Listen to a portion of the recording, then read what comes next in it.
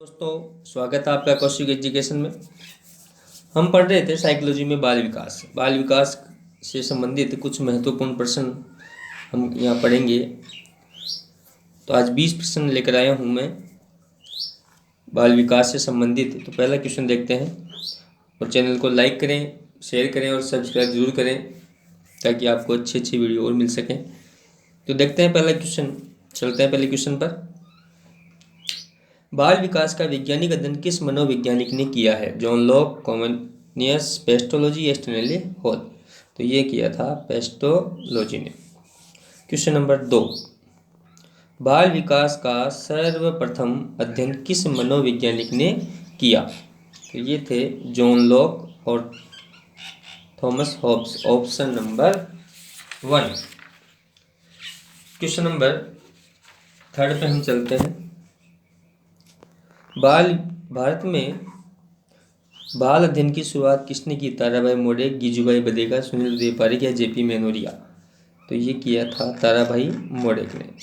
Option number 1। Question number 4, बाल मनोविज्ञान वह वैज्ञानिक अध्ययन है जिसमें गर्भकाल से लेकर किशोर अवस्था तक के प्रारंभ तक का अध्ययन किया जाता है। उपरोक्त परिभाषा किसने दी? उपरोक्त परिभाषा क्रो ने दी थी। Option number 1 right answer. Question number 5, विकास के बारे में असत्य कथन है। विकास लचीला व संशोधन योग्य होता है, विकास संचयी होता है, विकास एक प्रक्रिया है, विकास मात्रात्मक होता है। तो इसका ऑप्शन नंबर 4 गलत है, ये असत्य है। क्वेश्चन नंबर 6, निम्न में से असत्य कथन है। विकास की प्रत्येक अवस्था में जोखिम होता है, विकास निर्वात में घटित नहीं होता, विकास परिपक्वता व सीखने का परिणाम है, विकास संस्कृति से प्रभावित नहीं होता। इसमें ऑप्शन नंबर 4 गलत है, असत्य है। चलते हैं क्वेश्चन नंबर 7, रीढ़ की हड्डी का विकास, फिर भुजाओं का और बाद में संपूर्ण विकास होता है। ये विकास के किस सिद्धांत पर आधारित है? सिर से पैर की ओर, केंद्र से दूर की ओर, वंशानुगत वातावरण की अंतःक्रिया, एकीकरण का सिद्धांत। तो ये कहलाता है केंद्र से दूर की ओर का सिद्धांत,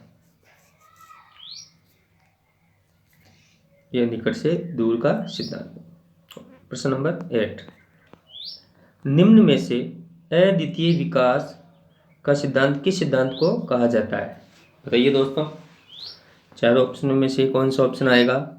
तो अद्वितीय विकास का सिद्धांत ऑप्शन नंबर 3 व्यक्तिगत विभिन्नताओं के सिद्धांत को कहा जाता है।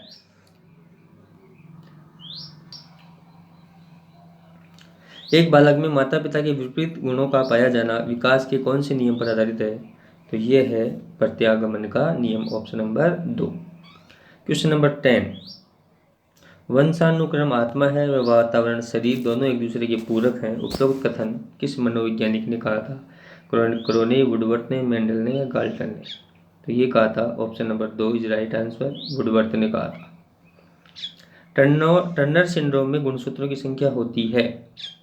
तो बताइए दोस्तों, टर्नर सिंड्रोम में गुणसूत्रों की संख्या कितनी होती है? टर्नर सिंड्रोम में होती है 45 और डाउन सिंड्रोम में होती है 47 और सामान्य बच्चे में होती है 46। क्वेश्चन नंबर 12, जो गुण पहली पीढ़ी में प्रदर्शित नहीं होता वह समाप्त नहीं होता बल्कि बाद की पीढ़ियों में दिखाई देता है। यह आधारित है कौन से नियम पर आधारित है या सिद्धांत पर आधारित है? यह आधारित है पृथक्करण का नियम। विकास वंशानुक्रम और वातावरण का परिणाम होता है। उक्त कथन किसने कहा है? विकास वंशानुक्रम और वातावरण का परिणाम होता है, ये कहा था वुडवर्थ ने। Option number 1। चलते हैं क्वेश्चन नंबर 14, रोज के अनुसार शेष अवस्था होती है। तो रोज ने 4 भागों में बांटा है, तो उसके हिसाब से शेष अवस्था होती है 1 से 3 वर्ष। Option number 2। रोज ने 4 भागों में बांटा था, तो पहली अवस्था होती है शेषवावस्था 1 से 3, फिर आती है पूर्व बाल्यावस्था 3 से 6, फिर आती है उत्तर बाल्यावस्था 6 से 12 और फिर आती है किशोर अवस्था 12 से 18। ये रोज का वर्गीकरण है। क्वेश्चन नंबर चलते हैं आगे। हरलोक के अनुसार वह संधि काल किस आयु वर्ग को कहा जाता है? जो हरलोक का वर्गीकरण वो सर्वमान्य है, ये कहा जाता है 12 से 14 वर्ष। बाल विकास और बाल अध्ययन की दृष्टि से किस मनोवैज्ञानिक का वर्गीकरण सामान्य माना गया है? अभी बताया था। Option number 2 हरलोक। निम्न में से बाल विकास का सिद्धांत नहीं है, बताइए। निरंतरता का सिद्धांत, भविष्यवाणी का सिद्धांत, एकीकरण का सिद्धांत और बीजकोश की निरंतरता का सिद्धांत। ये नियम है। ऑप्शन नंबर 4, ये तीनों सिद्धांत है। ये वंशानुक्रम का नियम है। 18 बाल अध्ययन आंदोलन की शुरुआत किस मनोवैज्ञानिक ने की थी? पेस्टोलॉजी, स्टेनले हॉल, विलियम हिल्ली या जेम्स ड्रेवर। तो बताइए दोस्तों, किसने की थी बाल अध्ययन आंदोलन की शुरुआत? Stanley hall. Option number 2 is the right answer.